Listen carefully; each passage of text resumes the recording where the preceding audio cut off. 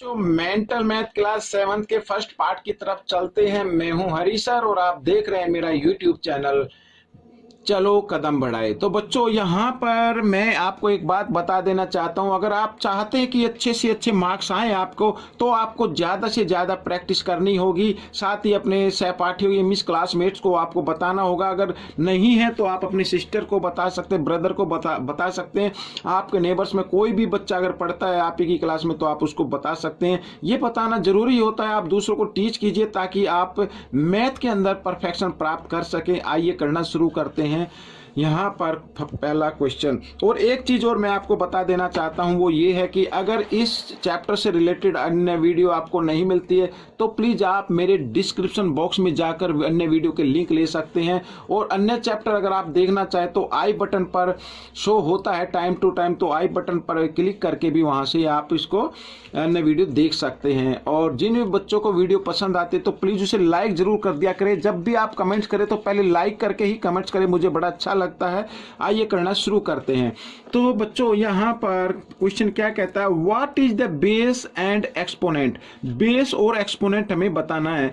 तो यहाँ पर बच्चों बेस क्या है आपका, ये बेस जो नीचे होता है ना, ये बेस ये कहलाता है, बेस है इसमें 10।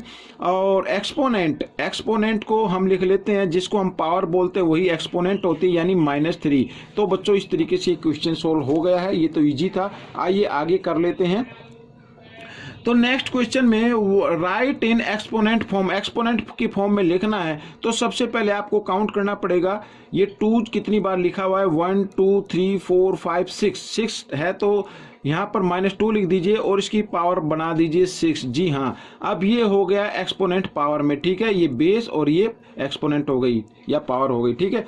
तो अब आइए हम करना शुरू करते हैं नेक्स्ट क्वेश्चन। यहाँ पर बच्चों ये रहा क्वेश्चन नंबर 3। तो राइट इन एक्सपोनेंशियल फॉर्म, तो एक्सपोनेंशियल फॉर्म में लिखना है। अब यहाँ पर ए गिवन है तो ए की पावर हम लिख सकते हैं 2 टाइम्स, क्योंकि 2 टाइम्स है। और साथ में यहाँ पर बी भी लिखा, बी 3 टाइम्स लिखा हुआ, तो बी की पावर 3 लिख दीजिए। ये हो गया आपका क्वेश्चन। आइए करते हैं क्वेश्चन नंबर 4। तो क्वेश्चन नंबर 4 करने के लिए फाइंड द वैल्यू ऑफ, यहाँ पर वैल्यू फाइंड आउट करनी है। अब बच्चों देखो यहाँ पर दोनों के बेस इक्वल हैं, बीच में मल्टीप्लाई का साइन है, यानी मैंने आपको बताया था अगर x की पावर m और इंटू एक्स की पावर n, तो ये इक्वल हो जाएगा x की पावर m प्लस n। यानी कि अगर बेस इक्वल हो, बीच में मल्टीप्लाई का साइन हो, तो पावर क्या हो जाती है, ऐड हो जाती है। तो हमें यही फॉर्मूला इसमें अप्लाई करना है।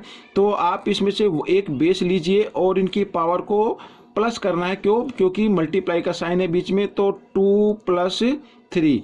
तो यहाँ पर बच्चों -2 और यहाँ पर आ गया क्या, पावर 5 आ गई, ठीक है। तो यहाँ पर ये आ गई है, और आप चाहे तो इसको 5 टाइम्स लिख सकते हैं। इस तरीके से मल्टीप्लाई करना है, 1 ये 2 टाइम्स हो गया, और ये 3 टाइम्स हो गया, और यहाँ पर ये 4 टाइम्स हो गया, और ये यहाँ पर 5 टाइम्स हो गया।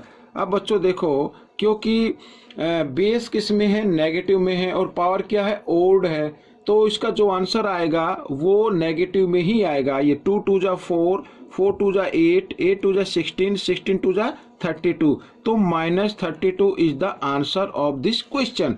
आइए क्वेश्चन नंबर 5 कर लेते हैं। तो क्वेश्चन नंबर 5 में देखो दोनों की यहाँ पर बेस इक्वल है। जी हाँ, ये मैंने नहीं बताया था। अगर इस कंडीशन में कोई भी क्वेश्चन आता है, अगर बेस इक्वल हो, ठीक है, तो इसका मतलब उनकी पावर भी क्या होती है, इक्वल होती है। तो x = 3, तो this is the answer of this question. तो x की वैल्यू आ गई है यहाँ पर 3। आइए क्वेश्चन नंबर 6 करते हैं।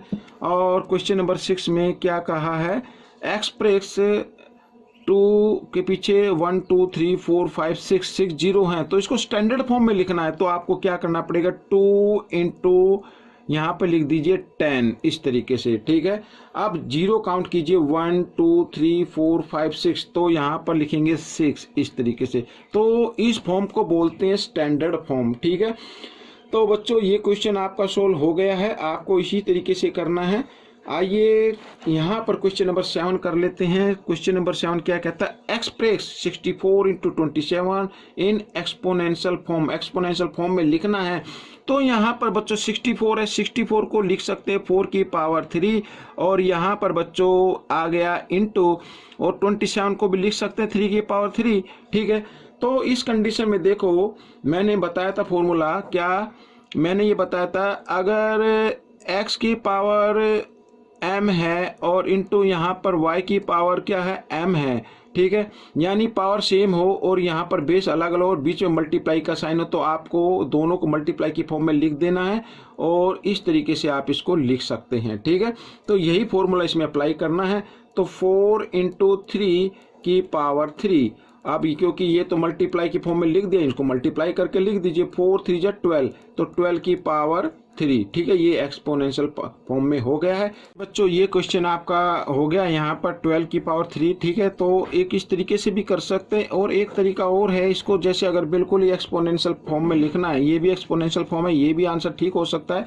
अगर ये मैच ना करे तो आपको क्या कर देना, मैं आपको बताता हूँ। देखिए यहाँ पर जैसे 12 है, ये ले लेते हैं, यहाँ से लेते हैं। ठीक है, तो इसको अगर हम बच्चों लिखे, देखो फैक्टर कर लेने आपको इस तरीके से 2 से। ठीक है, तो यहाँ पर आ जाएगा 2 की पावर 6 आ जाएगा। 64 को हम लिख सकते हैं 2 की पावर 6 और इनटू, और यहाँ पर जो लिखा ना 27, इसको लिख सकते हैं 3 की पावर क्या 3। ठीक है, इस तरीके से तो यहाँ तक भी आप इसको कर सकते हैं। ठीक है, अगर आप चाहें तो यहाँ तक इसको क्वेश्चन को सोल्व कर सकते हैं। तो बच्चों ये हो गया। अब हम करेंगे नेक्स्ट क्वेश्चन, क्वेश्चन नंबर 8 ये आ गया बच्चों। इसको हमें लिखना है किसमें, what is the usual form, usual form में लिखना है। बिल्कुल इजी है। तो 3.469 इंटू 10 की पावर कितनी है, 6 है। तो यहाँ पर 1 के पीछे 6 जीरो लगा दीजिए आप, 1 2 3 4 5 6। ठीक है, अब मैं आपको बताता हूँ। अब मान लीजिए डेसिमल नहीं है, तो यहाँ पर जो 3469 है, इसको 1 से मल्टीप्लाई करेंगे तो 3469 ही आएगा, और इसमें 6 जीरो, तो 6 जीरो आप लगा दीजिए इस तरीके से। ठीक है, अब देखो पॉइंट यहाँ पर 3 डिजिट के बाद है 1 2 3, पीछे से काउंट करते हैं तो आपको पीछे से काउंट करके यहाँ पर क्या लगा देना है, डेसिमल लगा देना है। तो यानी 3469000, ये यूजुअल फॉर्म हो गई बच्चों इस क्वेश्चन की। ठीक है, आइए अब हम करते हैं नेक्स्ट क्वेश्चन।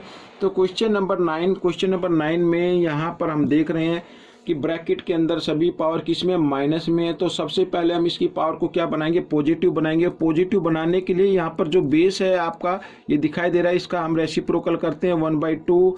ठीक है, और यहाँ पर मल्टीप्लाई का साइन है तो 1/3, और फिर मल्टीप्लाई का साइन है 1/4। इस तरीके से हम इसको लिखेंगे। ठीक है, आइए तो मल्टीप्लाई जब करना होता है तो न्यूमेटर को न्यूमेटर से ही मल्टीप्लाई करते हैं, ये याद रखना है आपको। और यहाँ पर 2 3 जा 6, 6 4 जा होता है 24 बच्चों, यहाँ पर की पावर 2। ठीक है, अब 1 को 2 टाइम्स मल्टीप्लाई करें तो 1 आता है, और 24 को 2 टाइम्स मल्टीप्लाई करेंगे तो आ जाएगा 576। ठीक है बच्चों, आप मल्टीप्लाई करके देख सकते हैं इस तरीके से।